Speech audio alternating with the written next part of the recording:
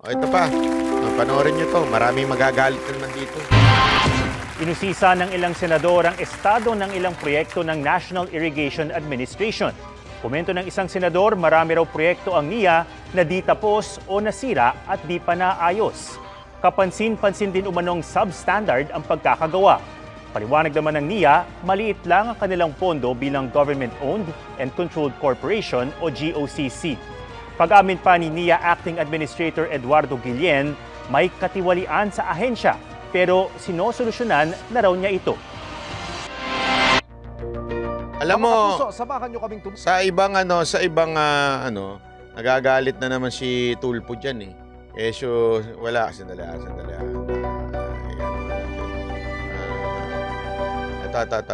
Hindi ko na ito pala yung dapat. And you agree may corruption? Ayan. Gagalit na naman si Tulpo diyan. Sigurado ako may magagalit na namang abobobo diyan, sigurado. Ayan, pasok. No, huwag niyo po isama yung ibang organisasyon. Huwag niyo po isama. Nananahimik po yung ibang organisasyon. I'm just talking about NAIA. No, let's accept it. NIA. Not NIA. Excuse me. Just NIA. Huwag niyo isama lahat. You agree na meron pong... Kasi the only time na you can solve Nulusita Mones, salamat po. corruption problem in your agency that you handle is to accept. Shout out to my hubby Milwani and daughter Mario Lay who are watching right now from Surrey, British Columbia, Canada. Hello po sa inyo. Accept that there is corruption. Kasi if you don't accept that there is corruption, how can you solve that corruption problem? Agree. Denial Agree, sir. is not the right answer to solve agree, sir. any problem. Agree po. So now, you agree that there's rampant corruption in NIA, kaya nga nandiyan ka at susolvin mo. Sir, tanggalin ko muna yung rampan. Agree na may meron pong lapses. No, don't use the word lapses. No, lapses is different from corruption. Lapses is napabaya. Kasi naalala ninyo, di ba, Nia? Ito yung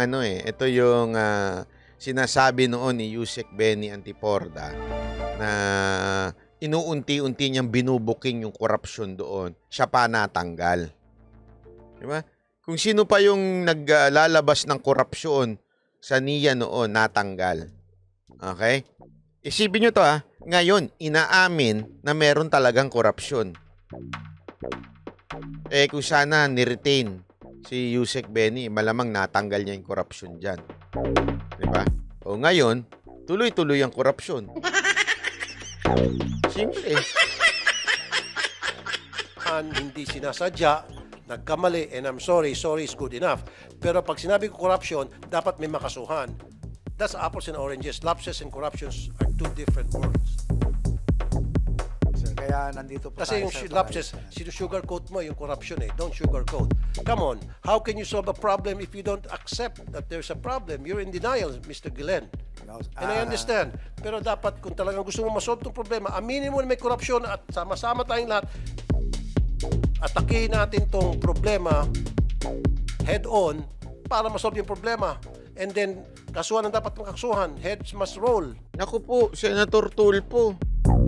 Ang nakasuhan pa yung nagtanggal ng korupsyon. Sana nga kung ang kaso sa kanya tungkol sa korupsyon hindi yung natanggal.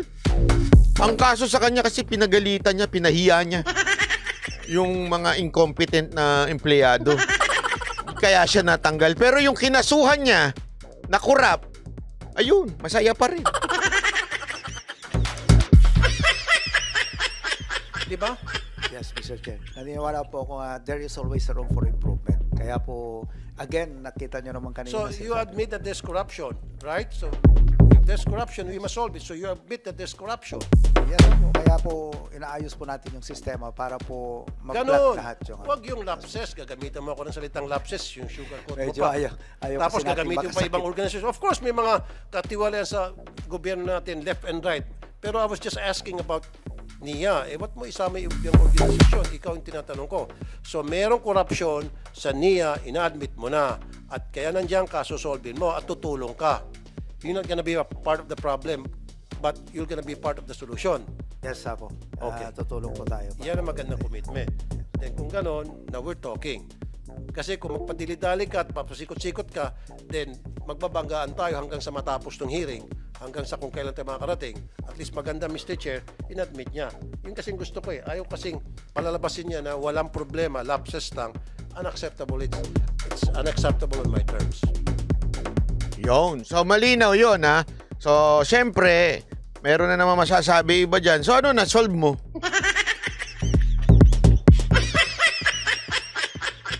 Ang punto nga, that is the start of fixing a problem.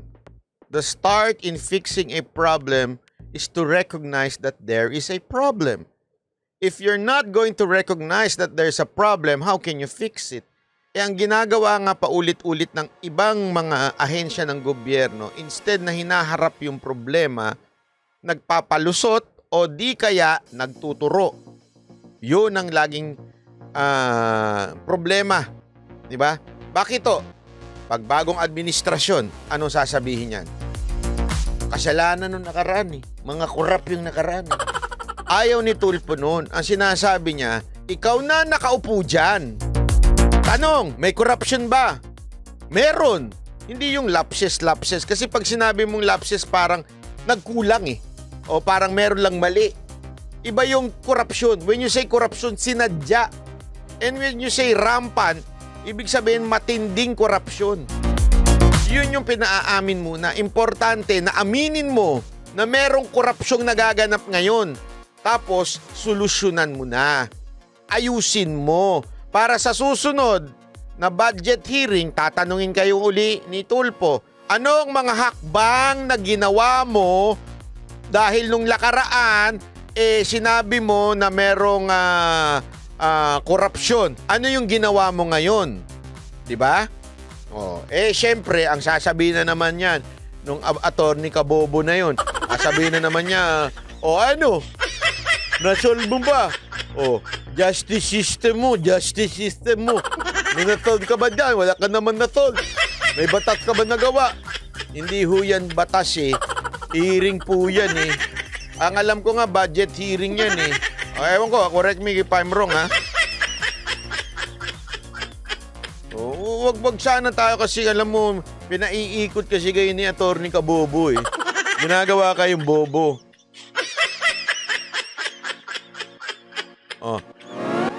Sabi nito, sagutin natin to. Terashita Kauri, salamat po. Thank you very much. Sabi dito wag niyong baburahin to kasi maayos yung tanong niya. Bakit idol? Palagi sinasabi ni Tulfo na alam ko yan pero hindi naman niya nasusolusyonan. Hehehehe, nagtatanong lang po. Sinasabi niyang alam niya yan kasi galing siya doon sa media. Tanda natin, saan siya nanggaling? Rapi Tulfo in action, media, mga nagsusumbong sa kanya, alam niya yan. Okay. Bakit hindi niya nasusolusyonan? Hindi po siya nasa executive branch. Tandaan natin, 3 ang branches ng ating gobyerno. Okay? Para masolusyonan ng isang bagay, isang problema, diyan, ano ho ba ang problema? Nasaan ho ba? Tanungin ko kayo. Para alam nyo, nasaan ho ba ang problema? Nasa executive, legislative, o sa judiciary? At that particular problem, NIA, saan ho ba ang NIA? Di ba po, ang NIA ay nasa executive. Ang NIA po ay wala sa ilalim ng mga kongresista, senator na tinatawag nating lehislatibo. So ano ang merong power na legislative na maaari lamang po nilang gawin? Okay? Na hindi naman po nila pwedeng ipakulong. Hindi ho nila pwedeng sabihin, kulong ka na, sibak ka. Hindi ho. Bakit? Ang appoint po dyan yung presidente at ang presidente lang may kapangyarihan magsibak doon. Ano ang pwedeng gawin ng isang mambabatas? Number 1, pwede siyang gumawa ng batas that would help. Pwede rin siya mag-amend ng batas that would help that corruption in that part. Ano pa ang pwede niyang gawin? Through hearing. Pwede niyang bookingin through hearing para ma-pressure yung nasa executive branch. Through hearing. Okay? Although, tinatawag yan in aid of legislation para pwedeng makakuha ng idea para gumawa ng batas, pero isa rin yung ginagawang motibo ng hearing para bookingin.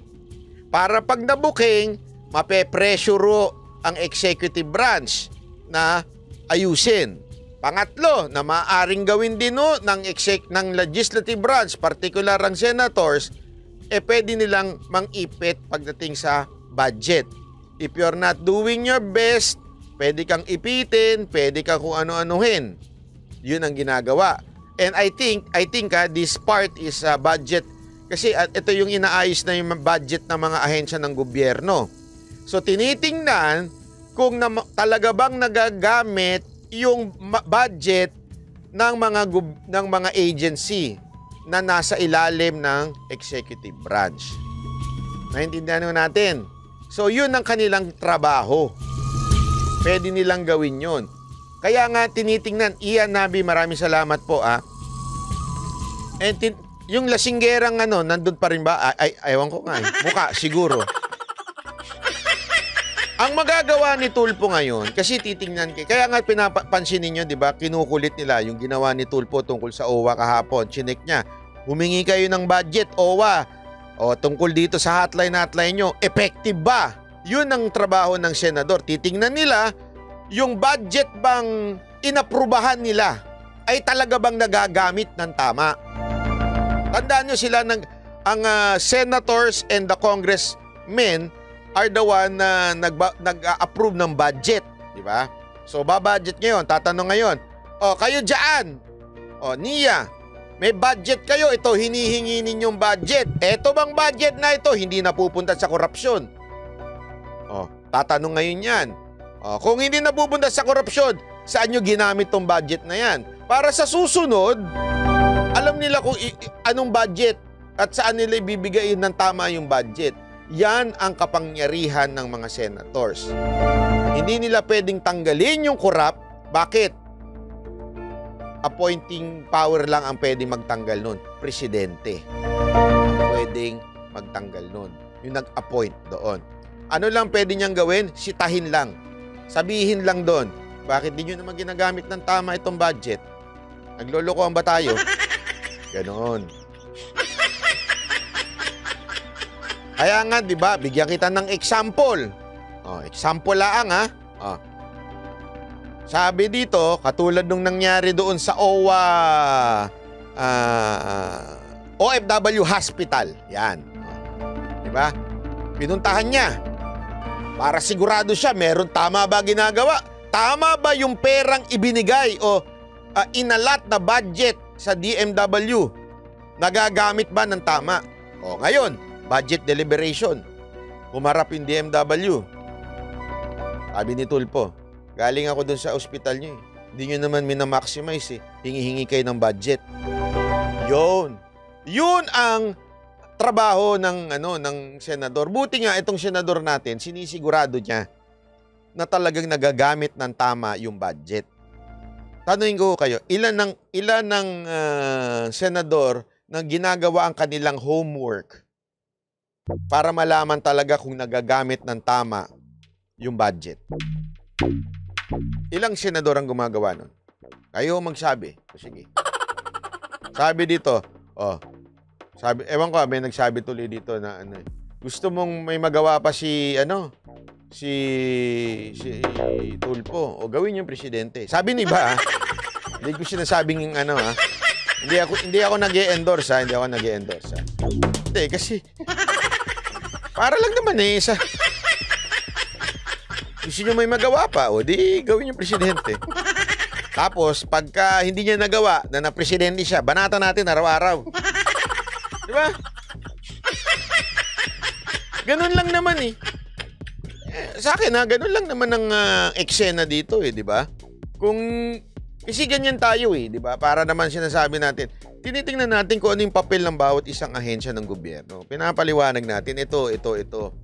Kasi ang problema, pasensya na ako doon sa iba. Hindi yung nagtanong kanina. This one is hindi to sa nagtanong kanina. Kasi ang problema, ginagawa kayong bobo ni Atty. Kabobo. At sinasabi lang niya na ang trabaho ng senator ay gumawa ng batas. Hindi lang gumawa ng batas ang trabaho ng senators. Huwag kayo maniwala sa kabobohan na yan. Kabobohan po yan. Kahit itanong nyo sa mga senators, bakit naghihiring? Bakit nagbabudget deliberation? Hindi lang paggawa ng batas o pag-amend ng batas ang ginagawa ng isang senators. Okay? So, para lang sa kaalaman natin, kasi minsan nagpapakabobo tayo eh. Dahil nagpapaniwala tayo sa kabubuhan eh. Hindi, kaya nga sabi ko nga kay Comments Only si Comments Only maayos naman yung tanong niya eh. Kaya sinagot naman kita ng tama. Naniniwala naman ako na maganda yung tanong niya. Ayan, sabi, nakikinig po ako sa iyo at maayos na explanation. No? Para yan ang maayos na explanation. Kasi hindi yan ang problema, hindi ini-explain yan ni Attorney Kabobo. Hindi ko na lang papakalanan kung sino si Attorney Kabobo Wala akong tinutukoy, baka akala ninyo Hulaan nyo na lang kung sino si Attorney Kabobo. Pero wala, hindi ko sinasabing ano. Okay?